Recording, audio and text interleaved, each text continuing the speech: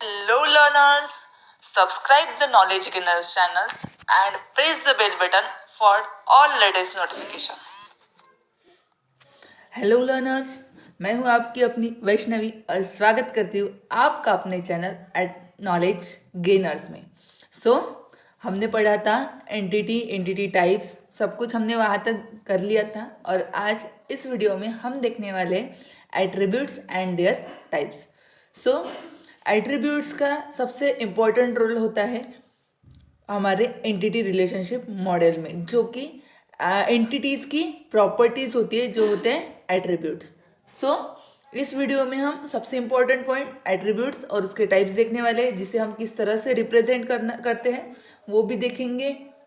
तो चलिए शुरू करते हैं। तो सबसे पहला पॉइंट जो है हमारा एट्रीब्यूट्स क्या होता है? Attributes are the properties of entities.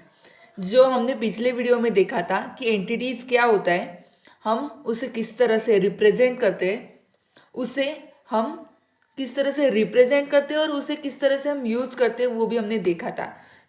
इस वीडियो में हम देखने वाले थे कि एट्रीब्यूट्स जो कि है प्रॉपर्टीज एंटिटीज की, वो हम कैसे देखते हैं कि अगर एक कोई हमें एट्रीब्यूट दिया है, एंटिटी दी है, जैसे कि एम्प्लॉय, तो उसके एट्रीब्यूट्स क्या रहेंगे, यानी कि उसकी प्रॉपर्टीज़ क्या रहेंगी।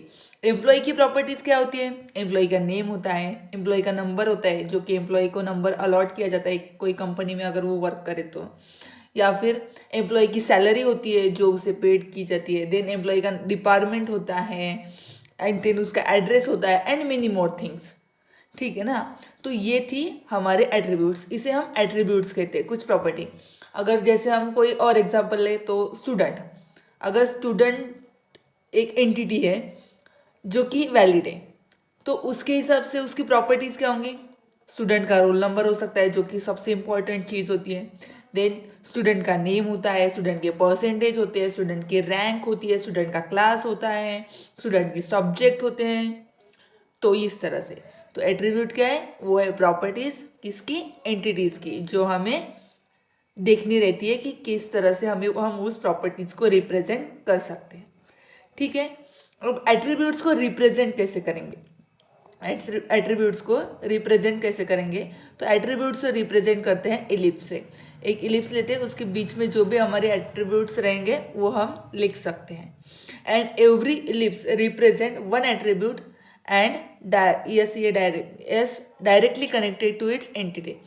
अब जैसे अगर हमने एंटिटी देखा था कि हम एक रेक्टेंगल से रिप्रेजेंट करते हैं, और जो कि एट्रीब्यूट है हमारा वो इलिप्स से हम रिप्रेजेंट करते हैं, और उसे अगर उन दोनों को कनेक्ट करना हो तो हम एक डायरेक्ट लाइन खींच देते हैं, जिसे हम उसका कनेक्शन बता सकते हैं।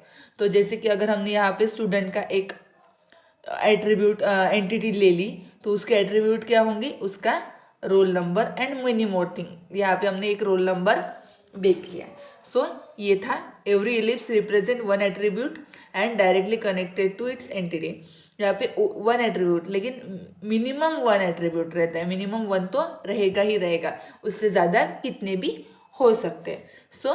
ये था हमारा एट्रीब्यूट्स, जो कि हम उससे उसकी प्रॉपर्टीज़ उसकी क्या रहती है, यानी कि एंटिटीज़ की जो प्रॉपर्टीज़ रहती है वो एट्रीब्यूट्स रहता है, उसे किस तरह से रिप्रेजेंट करते हैं और उसे किस तरह से हम कनेक्ट करते हैं एंटिटी के साथ। ठीक है, अब देखते हैं कुछ टाइप्स, जो कि एट्रीब्यूट्स के टाइप्स है हमारे पास। देखिए यहाँ पे हमारे पास टाइप्स ऑफ एट्रीब्यूट्स।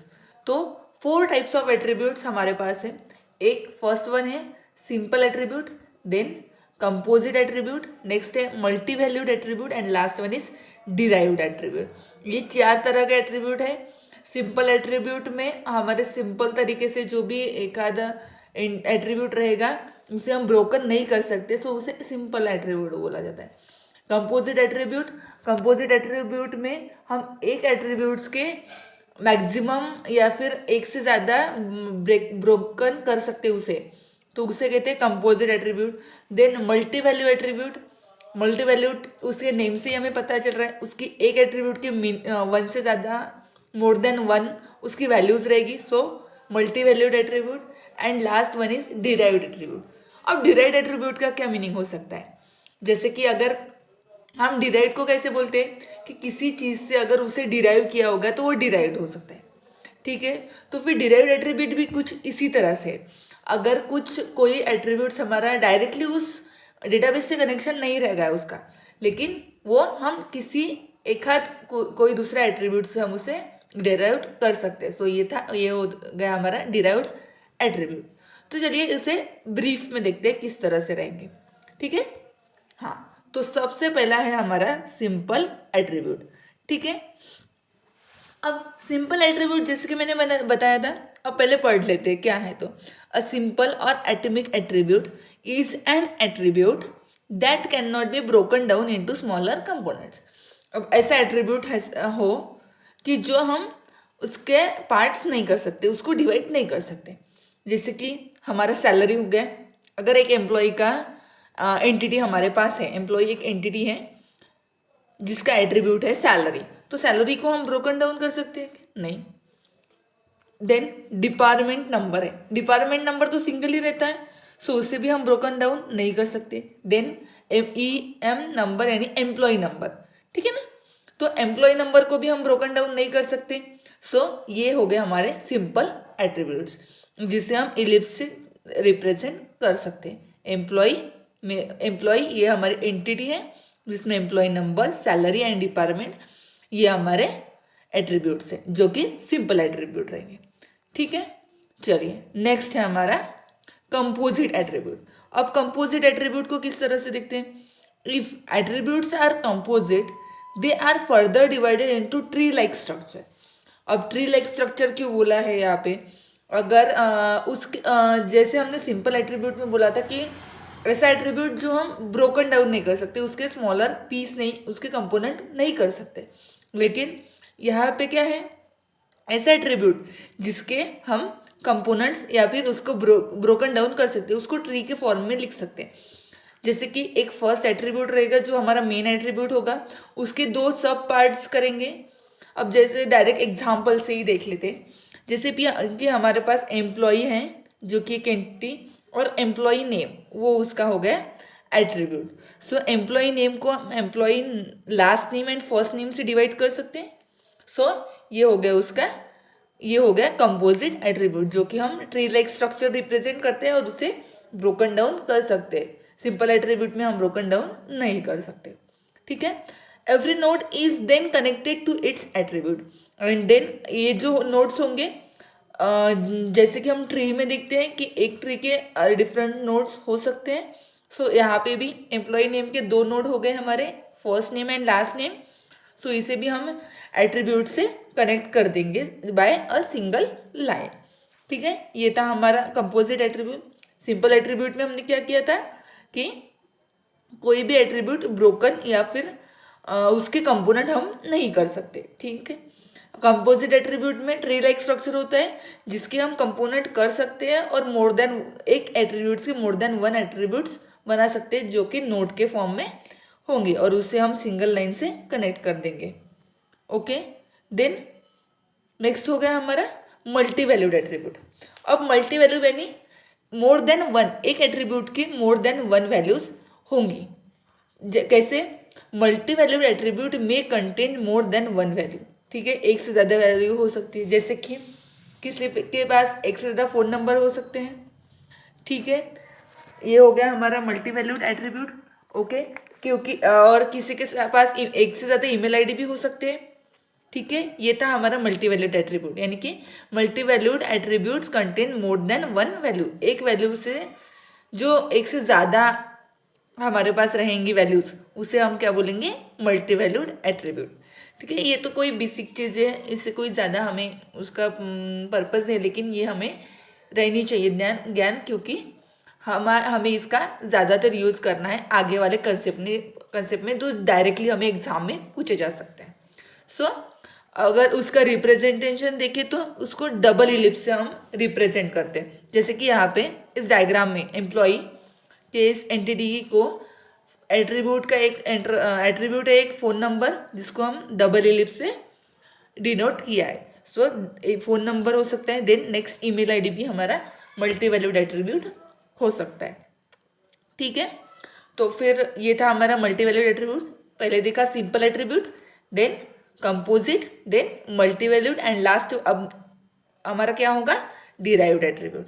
ठीक है, डिराइव्ड एट्रीब्यूट में क्या था हमारा कि ऐसे एट्रीब्यूट जिससे हम कोई वैल्यू जो डायरेक्टली डेटाबेस से तो कनेक्ट नहीं होगे, लेकिन उससे हम कोई वैल्यू डिराइव कर सकते हैं। अब देखें, this attribute are not exist physically in database, यानी वो डायरेक्टली डेटाबेस में प्रेजेंट नहीं होगा, लेकिन हम किसी और के थ्रू उसकी वैल्यू फाइंड आउट कर सकते हैं। This attributes are derived from other attributes presented in database, जो कि डेटाबेस में प्रेजेंट रहेगी, उसके हेल्प से हम उस एट्रीब्यूट्स को निकाल सकते हैं। ठीक है ना। इट इज डिराइव्ड एट्रीब्यूट्स, उसे किस तरह से रिप्रेजेंट करेंगे, derived attributes are depicted by dashed ellipse. Dash ellipse मतलब जैसे कि अब मैं दिखाती हूँ, यहाँ पे शायद वो डैश नहीं दिख रहा है। डैश इलिप मतलब इस तरह से हम उसे रिप्रेजेंट कर सकते हैं। और जैसे कि हमारा हो गया एज, एज को हम कैसे फाइंड आउट कर सकते हैं, हमारे डेट ऑफ बर्थ से। अब एज हमने डायरेक्टली अगर डेटाबेस में नहीं लिया, लेकिन डेट ऑफ बर्थ अगर हमने डेटाबेस में ले लिया तो उससे हम एज फाइंड आउट कर सकते हैं। सो ये हो गया हमारा perfect example for derived attribute, जैसे कि डेट ऑफ बर्थ से हम निकालेंगे एज। तो इस वीडियो में हमने क्या देखा, एट्रीब्यूट्स क्या होते हैं, जो कि प्रॉपर्टीज होती है एंटिटीज की। देन उसके टाइप्स कौन से हैं, मेनली 4 टाइप्स है हमारे, simple, composite, multi valued and derived attribute. ठीक है, सिंपल एट्रीब्यूट में हमने देखा था कि उसे ब्रोकन डाउन नहीं कर सकते, सिंपल वो एक ही एट्रीब्यूट रहेगा। देन कंपोजिट एट्रीब्यूट में हमने देखा था कि कंपोजिट एट्रीब्यूट को हम एक से ज़्यादा पार्ट में डिवाइड कर सकते हैं, जो कि एक ट्री फॉर्म में हमें दिखाई देगा, और उसके मोर देन वन नोड्स हो सकते हैं।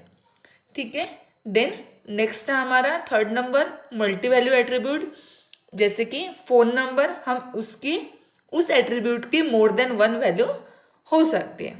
देन लास्ट है हमारा डिराइव्ड एट्रीब्यूट, जो कि हम डायरेक्टली तो डेटाबेस में हम उसको फिजिकली हम एग्जिस्ट नहीं करेंगे, लेकिन किसी और एट्रीब्यूट से उस एट्रीब्यूट की वैल्यू हम निकाल सकते हैं। जैसे कि परफेक्ट एग्जांपल है हमारा एज, जो कि हम डिराइव करेंगे डेट ऑफ बर्थ से। ठीक है, ये था हमारा लेसन जो कि एट्रीब्यूट्स और उसके टाइप्स पे था। सो इस वीडियो में हमने एट्रीब्यूट्स, टाइप्स सब कुछ क्लियर और बेस्ट एग्जांपल के साथ देख लिया है, और आने वाले वीडियोस में भी हम नेक्स्ट जो भी रहेंगे टाइप्स या फिर कोई पॉइंट कवर कर देंगे। So thank you for watching this lesson and keep learning. Thank you.